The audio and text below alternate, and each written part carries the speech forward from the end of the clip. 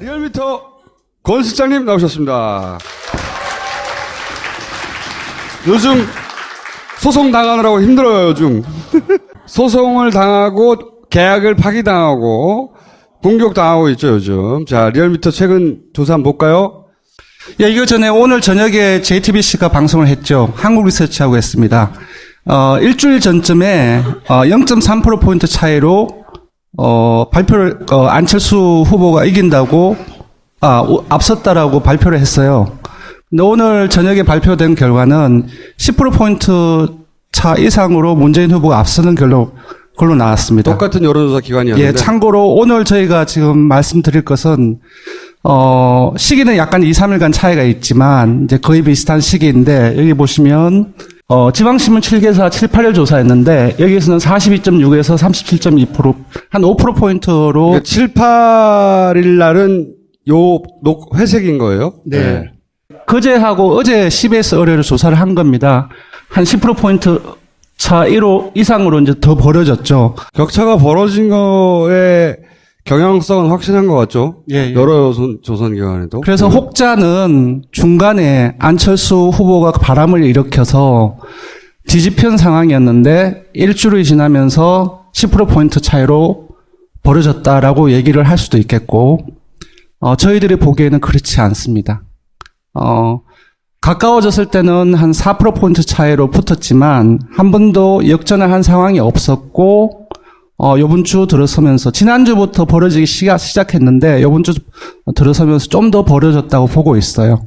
그래서 여러분들이 한번 판단을 해보세요. 지난주에 오늘 발표된 동일한 조사기관과 의뢰기관에서 그렇게 발표를 했고 더 이렇게 벌어졌다.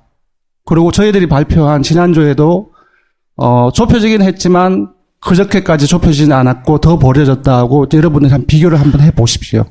홍준표 후보가 자기가 주장하는 만큼은 아니어도 상승을 하는 국면인 건 맞네요. 예, 눈에 띄는 것은 이제 홍준표 후보의 이제 상승세입니다. 사실 4월 4일 날 이후로 지난주 목요일까지 홍준표 후보의 지지율은 한 자릿수였습니다. 그래서 지난주 금요일 이후부터 이번 주까지 계속 10%포인트를 넘어선 상황입니다. 사실상 재본선에서의 소속 정당의 압승 정도는 아니고 선전이 이제 보수층을 결집시키는 요인으로 좀 작용하지 않았나 싶고요. 무엇보다도 안철수 후보의 어떤 약세가 큰 그 하락세가 좀 눈에 띄는 결과입니다. 저 결과 보니까 우리가 유승민 후보를 좀 도와드려야 되겠네요. 심상정 후보하고 유승민 후보가 소폭이긴 하지만 상승을 했습니다. 이제 여러분도 아시다시피 1차 그 TV 토론에서 상당히 호평을 받았던 후보들 중에 두 분이 바로 이제 심 후보와 유승민 후보인데요. 그 부분이 이제 반영되지 않았나 싶습니다. 추세는 알겠고. 네. 이건 뭡니까? 자, 그러면은 유권자 항방이 어떻게 되는지. 국정농단 탄핵 전국 이후에 유권자의 이념 성향이 지형이 바뀌었습니다. 중도는 항상 많습니다. 한 40% 정도 되고요. 예전에는 이제 보수로 기울어진 운동장이라고 했는데 이제는 그렇지가 않아요. 진보로 기울어진 운동장인데 중도 한 40% 그리고 진보가 한 30% 근접하고 그리고 보수가 한 20% 초반대예요. 그러니까 중도가 가장 많은 규모이기 때문에 중도의 조그만 변화를 좀 주목을 해야 됩니다. 여기서 보시면 알겠지만 지난주 7, 8일 정도에서는 거의 붙었습니다. 초박빙이라고 할 수 있는데 엄청나게 많이 벌어졌어요. 오차범위 밖에서도 좀 더 벌어졌는데 지금 중도층에서의 움직임이 아까 말씀드렸던 격차가 더 벌어진 가장 큰 요인이 아닌가 싶습니다. 자, 알겠고요. 네. 지지자 충성도. 네. 이렇게 물었습니다. 정말로 지지하는 후보를 바꿔야 한다는 상황이 오면 누구를 지지하겠냐라고 물어보고 선택지로 그래도 끝까지 5월 9일까지 그 사람한테 투표할 거야.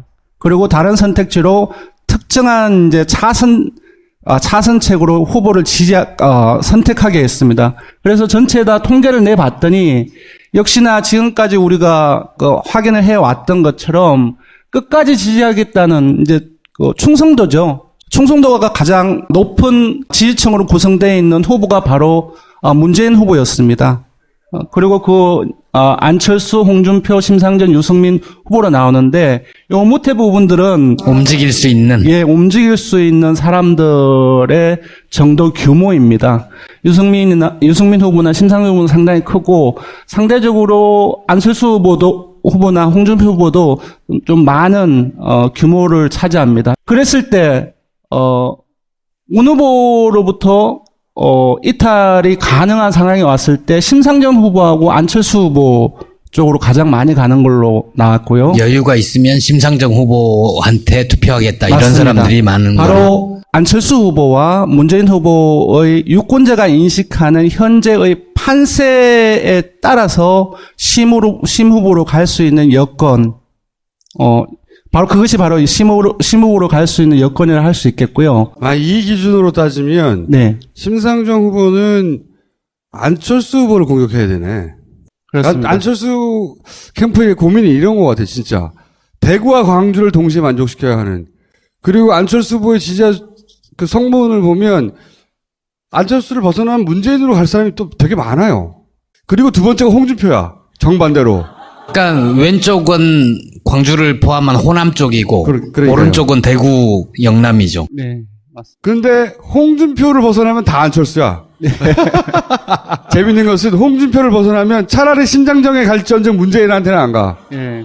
이제 주요 공격 방향, 주요 타격 방향을 지금 제가 설정을 해봤습니다. 아까 주타방 뭐 이런 거예요? 주타방입니다. 문재인 후보가 안철수 후보를 공격하고 유승민 후보가 안철수 후보를 주요 공격 방향이고요. 요거는 뭐냐면 이렇게 공격을 했을 때 빼앗을 수 있는 그 규모입니다. 그 문재인 후보는 안철수 후보만 상대하면 되는 거네요. 맞습니다. 어차피 다른 사람 표는 자기한테 안 올 편에. 안철수 후보는 자신의 지지층을 최대한 극대화하기 위해서 주적이 2명이 되는 겁니다. 문과 홍을 다 같이 공격을 해야 하는 겁니다. 근데 홍준표 후보는 좀 외로워요. 아무리 이쪽으로 공격을 해봐도 올 게 별로 없어요. 그래서 안철수 후보를 그냥 한 놈만 팬다는 얘기 있잖아요. 안철수 후보를 주요 타격 방향으로 해서 계속 패야 되는 거죠, 사실상. 홍준표가 문재인을 공격해서는 얻을 수 있는 게 아무것도 없어요. 앞에 한번 돌려보시겠습니까? 자, 홍준표 후보는 빨간 색깔입니다. 없어요. 그러니까 너무 작아. 여기는 아예 순위에도 못 들어갔어요. 네. 안철수 후보를 공격을 해야지 안철수 후보의 11.6%포인트를 빼앗을 수 있는 겁니다. 최대한. 여기는 때려봐야 갈 표가 없다는 거야, 여기에. 문재인 후보 또한 이쪽을 팰 필요는 없어요. 그냥 좀 봐주셔야 되고, 문재인 후보는 홍준표 후보를 열심히 패도 나올 게 별로 없어요. 안철수 후보를 계속 패야 되는 그래서 거죠. 계속 허허 웃고만 있는 거예요. 예. 이 둘은 사이좋게 지내야 돼. 이 둘은 서로 공격할 필요가 없구만. 그리고 유승민 후보가 좀 재밌는 부분인데, 유승민 후보의 이번 선거 슬로건이 뭔지 아세요? 보수의 새 희망인가요? 1차 TV 토론회에서 차별화를 시도하려고 했어요. 근데 홍준표 후보를 패도 유승민 후보한테 오는 표가 없어요. 앞으로 한번 가보시겠습니까? 여기 없어요. 너무나 작아요. 제가 보기에는 후보요. 예. 서로 잘 몰랐네. 그러니까 심상정 후보는 심상정 후보도 딴 데서 가져올 데 예, 없네요. 8.2%포인트는 정말로 큰 거예요. 앞에 보시면 아까 한 4%포인트가 지금 현재 지율인데 8%포인트는 정말 되게 크잖아요.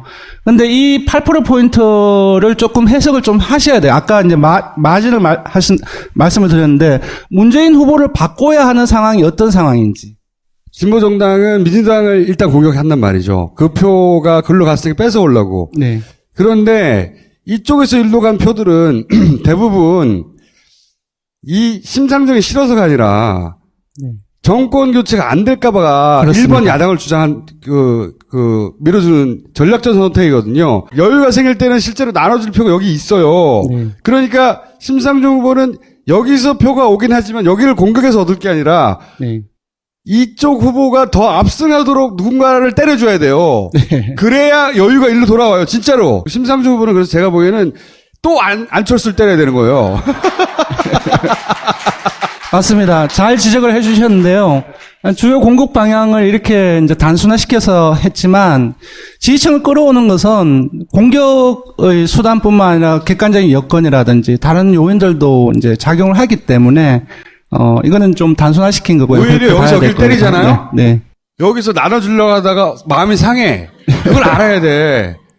근데 이 보통 진보정당은 그 포인트 자꾸 놓쳐요. 그러니까 여기서는 다 일로 공격하고 네. 안철수 후보는 여기만 공격하는 거고 네. 문재인 그렇습니다. 후보는 여기만 공격하고. 아니, 근데 숫자로 보면 안철수 후보가 제일 공격을 많이 당하는 것 같네요.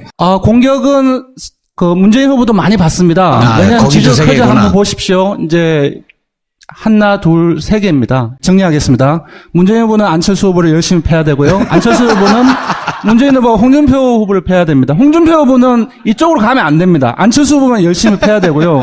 유승민 후보는 예전 1차 때처럼 홍준표 후보 차별할 시도해서는 안 되고요. 네. 열심히 안철수 후보하고 문재인 후보를 패야 되고요. 심상정 후보는 잘 모르겠어요. 아까 그 문재인을 해석에 도와줘야 의하면. 돼요. 예. 거꾸로. 네, 좀 그런가요? 네. 고상한 표현 없어요? 패야 되고 뭐 이런. 자, 오늘 여기까지 하겠습니다. 감사합니다. 네, 감사합니다. 리얼미터 권 실장님 나오셨습니다. 요즘 소송 당하느라고 힘들어요, 요즘. 소송을 당하고 계약을 파기당하고 공격당하고 있죠, 요즘. 자, 리얼미터 최근 조사 한번 볼까요? 예, 이거 전에 오늘 저녁에 JTBC가 방송을 했죠. 한국 리서치하고 했습니다. 일주일 전쯤에 0.3%포인트 차이로 발표를 안철수 후보가 이긴다고 앞섰다라고 발표를 했어요. 근데 오늘 저녁에 발표된 결과는 10%포인트 차 이상으로 문재인 후보가 앞서는 걸로 나왔습니다. 똑같은 여론조사 기관이었는데. 예, 참고로 오늘 저희가 지금 말씀드릴 것은 시기는 약간 2, 3일간 차이가 있지만 이제 거의 비슷한 시기인데 그러면은 유권자 항방이 어떻게 되는지 국정농단 탄핵 전국 이후에 유권자의 이념 성향이 지형이 바뀌었습니다. 중도는 항상 많습니다. 한 40% 정도 되고요. 예전에는 이제 보수로 기울어진 운동장이라고 했는데 이제는 그렇지가 않아요. 진보로 기울어진 운동장인데 중도 한 40% 그리고 진보가 한 30% 근접하고 그리고 보수가 한 20% 초반대예요. 그러니까 중도가 가장 많은 규모이기 때문에 중도의 조그만 변화를 좀 주목을 해야 됩니다. 여기서 보시면 알겠지만 지난주 7, 8일 정도에서는 거의 붙었습니다. 초박빙이라고 할 수 있는데 엄청나게 많이 벌어졌어요. 오차범위 밖에서도 좀 더 벌어졌는데 이후부터 이번 주까지 계속 10%포인트를 넘어선 상황입니다. 사실상 재본선에서의 소속 정당의 압승 정도는 아니고 선전이 보수층을 결집시키는 요인으로 좀 작용하지 않았나 싶고요. 무엇보다도 안철수 후보의 어떤 약세가 큰 하락세가 좀 눈에 띄는 결과입니다. 저 결과 보니까 우리가 유승민 후보를 좀 도와드려야 되겠네요. 심상정 후보하고 유승민 후보가 소폭이긴 하지만 상승을 했습니다. 이제 여러분도 아시다시피 1차 TV 토론에서 상당히 호평을 받았던 후보들 중에 두 분이 바로 이제 심 후보와 유승민 후보인데요. 그 부분이 이제 반영되지 않았나 싶습니다. 추세는 알겠고. 네. 이건 뭡니까? 자, 요번 주 들어서면서 지난주부터 벌어지기 시작했는데 요번 주 들어서면서 좀 더 벌어졌다고 보고 있어요.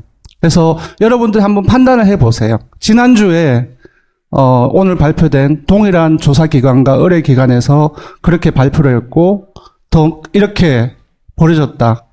그리고 저희들이 발표한 지난주에도 좁혀지긴 했지만 그저께까지 좁혀지진 않았고 더 벌어졌다 하고 여러분들 한 비교를 한번 해보십시오. 홍준표 후보가 자기가 주장하는 만큼은 아니어도 상승을 하는 국면인 건 맞네요. 예, 눈에 띄는 것은 이제 홍준표 후보의 이제 상승세입니다. 사실 4월 4일 날 이후로 지난주 목요일까지 홍준표 후보의 지지율은 한 자릿수였습니다. 그래서 지난주 금요일 여기 보시면 지방신문 7개사 7, 8일 조사했는데 여기에서는 42.6에서 37.2% 한 5%포인트로 그러니까 7, 8일 날은 회색인 거예요? 네. 그제하고 어제 CBS 의뢰로 조사를 한 겁니다.